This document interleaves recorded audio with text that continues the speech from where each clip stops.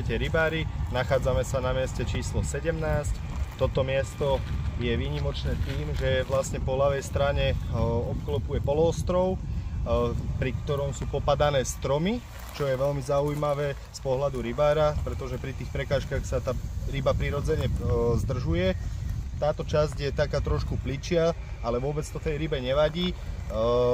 Stvorí sa tu viacej prirodzenej potravy, tým pádom tá ryba úplne bez problémov nabieha a celý rok sa tu zdržuje. Takže radi vás privítame na tomto mieste, ktoré komfort ponúka dvom rybárom.